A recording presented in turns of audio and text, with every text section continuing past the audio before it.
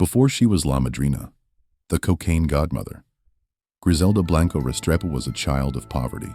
Born on February 15, 1943, in Cartagena, Colombia, she entered the world already marked by hardship. Her family, poor and desperate, soon moved to the rough barrios of Medellín, a city destined to become the epicenter of the global cocaine trade. Medellín in the 1950s was not the glittering city of skyscrapers and bustling commerce it would later become. It was a place of disparity, crime, and survival. Entire families lived in shantytowns without running water or electricity. For many children, the choice was simple: starve or steal. Griselda's childhood was a storm of abuse and abandonment. Her mother was strict, sometimes violent, her father largely absent. By the time she was 11 years old, stories claim she committed her first murder. A neighborhood boy was kidnapped, held for ransom. When his family refused to pay, the boy was shot dead, allegedly by Griselda herself. Whether myth or fact, the tale foreshadowed the ruthless streak that would define her life. In the slums of Medellín, violence wasn't unusual, but for a girl to wield such violence, that was extraordinary.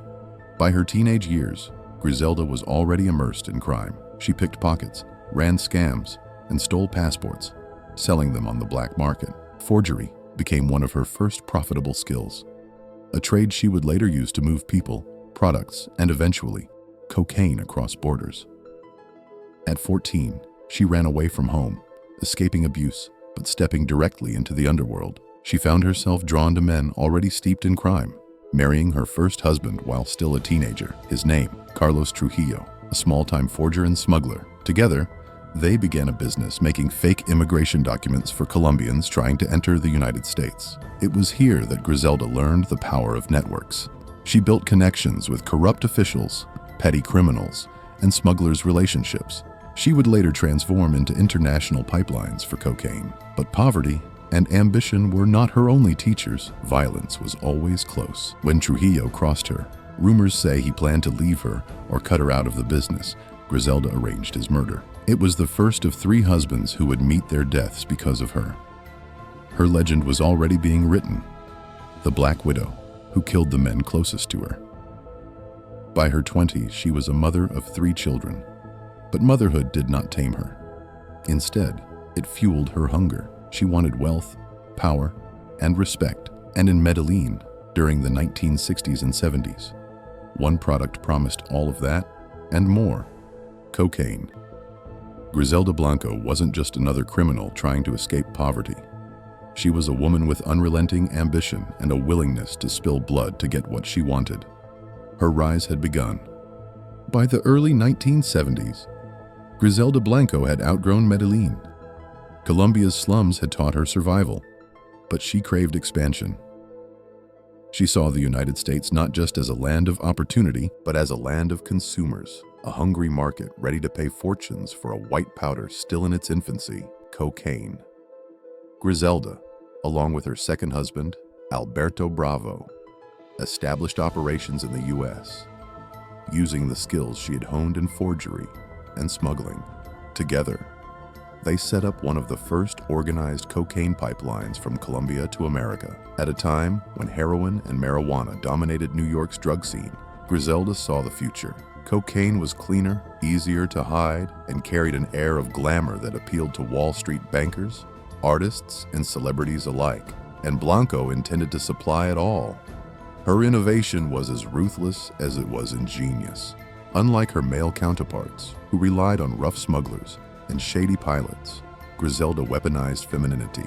She recruited women, housewives, models, secretaries, even grandmothers, to act as drug mules. She designed bras, girdles, and shoes with secret compartments, turning fashion into smuggling devices. These women could pass through customs undetected, carrying anywhere from a few ounces to several kilos of cocaine strapped to their bodies. The risk was high, but the rewards were higher. It was Griselda's brilliance in logistics and disguise that made her pipeline efficient, effective, and nearly invisible in its early days. In New York, demand exploded. Blanco's network was pulling in millions of dollars each month. She laundered profits through fake businesses and shell accounts, using her forged documents empire as cover. But with expansion came attention. In 1975, DEA agents conducted Operation Banshee, a massive bust that indicted 30 members of her organization, including Griselda herself. Facing drug conspiracy charges, Blanco fled back to Colombia, leaving the U.S. authorities scrambling. Her escape only solidified her reputation. She was no ordinary trafficker. She was untouchable. But Griselda Blanco wasn't done with America. In 1978, she re-entered the U.S., this time heading south to Miami, Florida. Miami in the late 1970s was a tropical paradise, a gateway city between Latin America and the United States. But beneath the palm trees and pastel buildings lay the perfect storm: corruption, porous borders, and an insatiable appetite for cocaine. And Griselda was about to unleash a flood. Blanco's Miami operation dwarfed her New York beginnings. She imported hundreds of kilos at a time, using not just women mules, but also cargo planes, speedboats, and commercial freighters. Her connections in Medellín supplied endless amounts of coca paste. Her partners in Miami distributed it through nightclubs, neighborhoods, and even to celebrities. The money was astronomical. Her cartel, one of the first in Miami, was pulling in up to $80 million a month. But with the profits came something even more dangerous. Griselda Blanco had planted the seeds of what would become known as the Cocaine Cowboy Wars, a bloody, ruthless battle for control of Miami's streets. And unlike New York, where she operated from the shadows, in Miami she would rule openly, defiantly, and with a level of violence the city had never seen before. The QUEENPIN had found her kingdom, and the city of Miami would never be the same again. Miami was supposed to be paradise, a sun-soaked playground for retirees, tourists, and the wealthy elite. But when Griselda Blanco made the city her empire, paradise turned into a war zone. In the late 1970s and early 1980s, Miami became the epicenter of America's cocaine explosion. Airstrips hidden in Colombia fed shipments across the Caribbean. Speedboats unloaded tons of cocaine on Florida's shores. And in the shadows, Blanco's assassins enforced her rule with bullets and blood. This was the birth of the cocaine cowboy era, and Blanco was its undisputed godmother.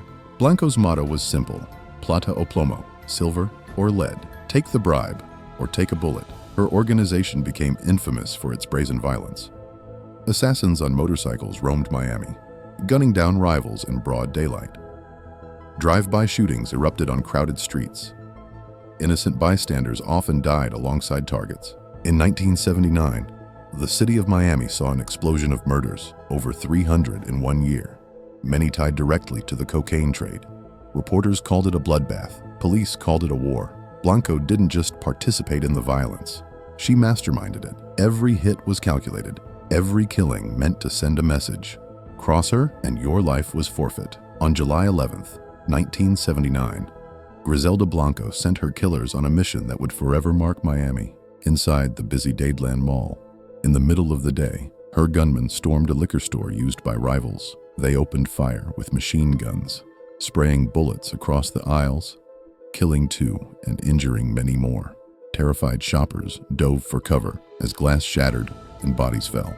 The attackers fled in a panel truck filled with weapons and ammunition, as if preparing for war. The massacre shocked America. For the first time, the brutality of the cocaine trade was front-page news, and behind it all, investigators pointed to one name: Griselda Blanco. The Dadeland Mall massacre became the defining event of the cocaine cowboy era, a symbol of how far Blanco would go to protect her empire. They called her La Viuda Negra, the Black Widow. Blanco's violence wasn't reserved for rivals. It extended to her lovers, her partners, even her husbands. Her second husband, Alberto Bravo, was rumored to be stealing from her. In 1975, the two met in a Bogotá parking lot. Blanco, surrounded by bodyguards, accused him face to face. Gunfire erupted. When the smoke cleared, Bravo lay dead. Blanco had personally shot him in the head. Her third husband, Dario Sepulveda, tried to leave with their young son, Michael Corleone. Blanco's assassins hunted him down in Colombia and killed him in front of the child. To Griselda, love was a liability. Betrayal was a death sentence. She was the Black Widow, spinning a web of blood. By the early 1980s, Blanco controlled a distribution network that stretched from Miami to Los Angeles, New York, and beyond. Her cartel was moving thousands of kilos each month,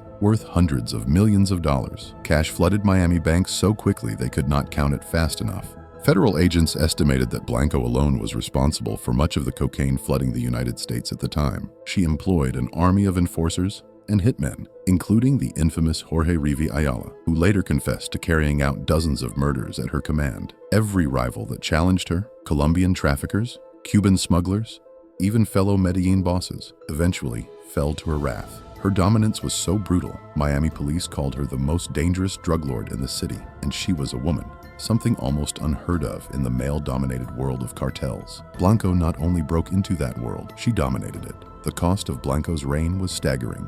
Miami, once known for its beaches and sunshine, became known for its body count. From 1979 to 1983, homicide rates doubled. Drug-related murders made up nearly 25% of all homicides. Shootouts erupted in nightclubs, on highways, and in suburban neighborhoods. Families lived in fear. The press coined the term Cocaine Cowboys to describe Blanco's gunmen, and Miami's reputation was forever scarred. But for Griselda Blanco, it was just business. She ruled with fear, collecting debts in blood and silencing enemies with death. Her empire was vast, her fortune enormous, her reputation unmatched. But her ruthlessness also made her a target for rivals, for law enforcement, and eventually for fate itself. At the height of her empire, Griselda Blanco lived like royalty. Her Miami mansions overflowed with wealth, imported Italian marble, gold-plated fixtures, and closets filled with designer clothes. She owned fleets of luxury cars, threw lavish parties, and moved through the city like a queen under armed guard. But beneath the glamour was something darker: paranoia. Griselda knew the empire she built was fragile, propped up by fear and blood. Every associate could be a traitor. Every ally could become an enemy. And every rival wanted her crown. She lived in a gilded cage, surrounded by riches but imprisoned by suspicion. Blanco's empire generated tens of millions of dollars a month. Federal agents estimated her network smuggled more than 3 tons of cocaine into the U.S. each year. With so much money came extravagance. Blanco was known to spend millions in a single shopping spree. She bought jewelry by the pound, antique furniture shipped from Europe, and entire wardrobes from Paris fashion houses. But power was her greatest luxury. She commanded dozens of sicarios, assassins, with a simple nod or phone call. Even her closest associates admitted they lived in constant fear, knowing that one misstep, one late payment, or one perceived betrayal could end with a bullet. She didn't just demand loyalty, she demanded obedience, absolute and unquestioned.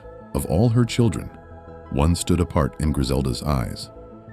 Her youngest son, born in 1975, she named Michael Corleone Blanco, after the fictional mafia boss in The Godfather. The name wasn't just symbolic, it was a declaration. Griselda saw herself not as a common criminal, but as the true godmother of the underworld. Her son would inherit her empire, her wealth, and her legend. But for Michael, childhood was anything but normal. He grew up in safe houses, surrounded by guns, bodyguards, and the ever-present fear of assassination attempts. His toys weren't dolls or blocks. They were gifts from a mother who ruled through blood. Griselda once reportedly said, "I am the boss, my son is the prince. One day, he will be the king." For her, motherhood and empire were inseparable. But beneath the luxury, paranoia consumed her. Blanco trusted no one. Associates described her sleeping with a gun under her pillow, waking in the middle of the night convinced assassins were outside her home. She rotated safe houses constantly, rarely staying in one place for long. Her paranoia even extended to her inner circle. She staged loyalty tests, ordering her men to carry out extreme acts of violence to prove their devotion. Those who hesitated were often eliminated. Her cruelty became legend. She was rumored to order executions of bodyguards simply to remind others that she was untouchable. For Blanco, fear wasn't a byproduct of her rule. It was her most valuable weapon. By the early 1980s, Griselda Blanco was Miami's undisputed narco queen. She lived in palaces while the city bled. She enjoyed champagne and caviar, while her assassins gunned down rivals in grocery store parking lots. Her enemies called her the Black Widow. Her followers called her La Madrina. But all agreed on one thing: she was a force unlike any the drug world had ever seen. a woman who ruled with both brilliance and brutality. And yet, even in her fortress of wealth, Griselda Blanco could not escape the tightening grip of law enforcement. The DEA was watching, the FBI was listening, and the US government was preparing to strike back at the woman who had turned Miami into a battlefield. By the mid-1980s, Griselda Blanco's empire was collapsing under its own weight. Her brutality had made her the most feared figure in Miami, but it also made her the most wanted. The DIA, FBI, and Miami-Dade police all had her in their sights. Politicians demanded action. Journalists splashed her name across headlines. The woman who had once been untouchable was now enemy number one, and law enforcement was closing in. For years, the DEA built a case. Agents tapped phones, tracked shipments, and flipped insiders within her organization. Slowly, they dismantled the web of smugglers, distributors, and assassins that kept her empire alive. One of the most damning pieces of evidence came from Jorge Rivi Ayala, her top hitman, arrested in the late 1980s. Ayala began cooperating with prosecutors. His testimony painted a horrifying picture.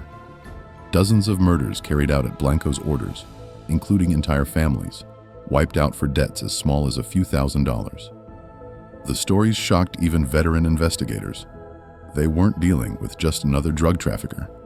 They were dealing with a woman who had turned violence into an art form. Blanco's paranoia had been justified. Associates who once swore loyalty now betrayed her, trading information for reduced sentences. Each betrayal chipped away at her empire. Safe houses were raided, shipments seized, bank accounts frozen. Her fortune, once measured in hundreds of millions of dollars, began to vanish. By 1985, the godmother of Miami was running out of time. On February 17, 1985, the DEA finally made their move. Agents stormed a modest home in Irvine, California, where Blanco had been hiding under a false name. There was no dramatic shootout, no last stand. The woman who once commanded armies of assassins was taken quietly, arrested without resistance. To many, it was anticlimactic. But to law enforcement, it was victory. The capture of the most powerful female drug lord in history. Blanco faced federal charges for drug trafficking, with prosecutors linking her to the importation of thousands of kilos of cocaine. The trial laid bare her empire, smuggling networks, money laundering schemes, and a staggering death toll tied to her reign. In 1985, she was sentenced to more than 20 years in federal prison. But the charges didn't end there. Florida prosecutors, armed with the testimony of Jorge Ayala, prepared to bring murder charges against her. If convicted, Blanco could have faced the death penalty. For a time, it seemed the Black Widow would finally pay the ultimate price. But fate, once again, spared Griselda Blanco. The murder case against her collapsed in the early 1990s after a scandal involving Jorge Ayala and secretaries in the state attorney's office. Misconduct and corruption destroyed the credibility of key witnesses. The death penalty was off the table. Instead, Blanco remained in prison on her trafficking charges. Her empire long dismantled, her name a ghost of Miami's bloody past. She served nearly 2 decades behind bars.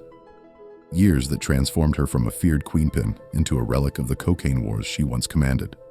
The arrest of Griselda Blanco marked the end of the first wave of Miami's cocaine wars. The Medellín Cartel, led by Pablo Escobar, rose to eclipse her empire. The streets of Miami calmed, though the scars of her violence remained. For law enforcement, her capture was a victory. For Miami, it was the close of a bloody chapter. And for Blanco, it was the beginning of her long exile from the empire she once ruled. By the early 2000s, the world had changed. Pablo Escobar was long dead. The Medellín cartel had fractured. The cocaine trade was now dominated by new cartels, new faces, and new rules. But one ghost from the past still lingered behind U.S. prison walls: Griselda Blanco. After nearly 20 years in federal custody, Blanco walked free in 2004.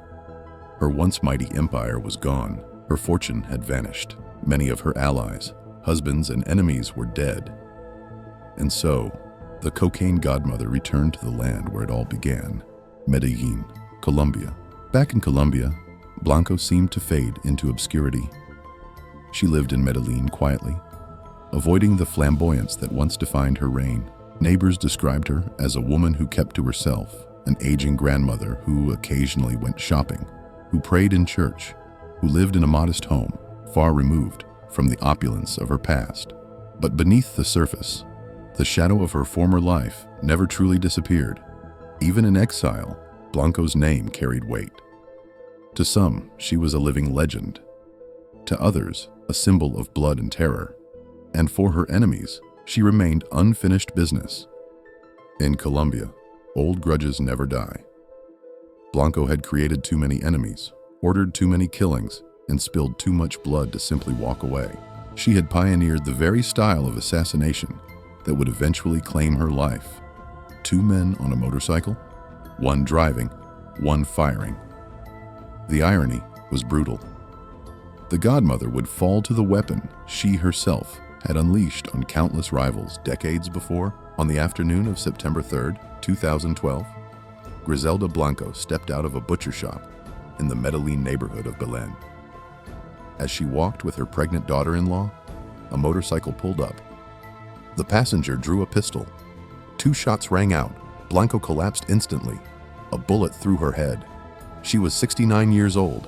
The killers sped away, disappearing into the streets of Medellín.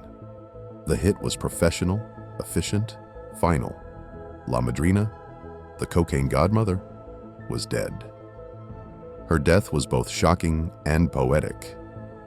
The woman who pioneered Miami's cocaine wars, who ordered the deaths of hundreds, who once ruled with fear and fire, was executed in the exact fashion she had perfected. For Medellín, it was another chapter in a bloody history. For Miami, it was the closing of an era. And for the underworld, it was a reminder that in the game of power, no one dies peacefully. The streets of Medellín whispered her name long after she disappeared from the public eye. La Madrina, the Godmother, to some, a ghost. To others, a force that reshaped the underworld forever. Her empire, built with ruthlessness and vision, left a mark that would ripple through generations of traffickers, law enforcement, and innocent lives caught in the crossfire. She had understood something few ever did. Power was not just in violence, it was in perception. Every move was calculated, every betrayal anticipated, and every ally carefully cultivated. Even after her death, her philosophy remained alive, etched into the fabric of the cartel she once ruled. In the dimly lit back rooms of old warehouses, young traffickers still spoke of her tactics like sacred scripture. Never trust a man who fears nothing, they would repeat, a lesson learned from La Madrina's earliest days. She had survived assassination attempts, double crosses, and the relentless scrutiny of law enforcement because she could see angles others could not. She predicted moves like a grandmaster playing chess, always 3 steps ahead. But her legacy was not just fear, it was innovation. La Madrina had transformed smuggling routes, created networks that spanned continents, and leveraged legitimate businesses to launder billions. To her, the streets were a chessboard, and she was always several moves ahead. Even governments unwittingly facilitated her empire, blind to her genius masked by brutality. Yet for all her power, there was a human side she rarely revealed. Those closest to her spoke of a woman who could be charming, protective, almost maternal, if you earned her trust. She kept her family safe, her children shielded from the storm she orchestrated. And this duality, merciless cartel leader and devoted matriarch, was what cemented her myth. People feared her, yes, but they also revered her.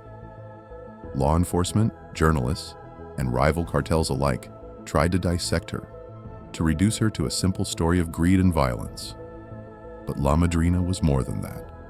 She was a strategist, a visionary, a ghost in the system. Every raid, every arrest, Every scandal was anticipated or manipulated before it even happened. Her name became a legend, not because she killed more than others, but because she thought farther, planned deeper, and endured longer. By early 1990s, whispers of her empire reached Miami, New York, and even Europe. Even as governments targeted her, her influence expanded. She had created a system that did not rely solely on her presence. Protégés ran operations, laundering networks flourished, and smuggling routes evolved. She had made herself immortal not in flesh, but in the structure she left behind. Yet, like all legends, there was a cautionary tale. Many who tried to emulate her, without understanding the subtleties of her power, fell quickly. The streets remember loyalty, but they punish arrogance. La Madrina knew this. She chose her successors carefully, teaching lessons through survival and elimination alike. As night fell over Medellín, the city hummed with life, shadows of past lingering in every alleyway. Statues of La Madrina would never stand. No plaques commemorate her. But for those who knew the history, who understood the game, she was everywhere. In the whispers of traffickers, the strategy of cartels, the caution of law enforcement, and stories told to children who would grow up in the legacy of her empire. La Madrina was gone, but she had already ensured that her name and her methods would never be forgotten. In a world built on chaos, she had carved a permanent order, one that would define cartel landscape for decades. Power, she had shown, was not just about what you could take, it was about what you could leave behind. Her legacy was immortal, and the world, whether it admitted it or not, would never be the same.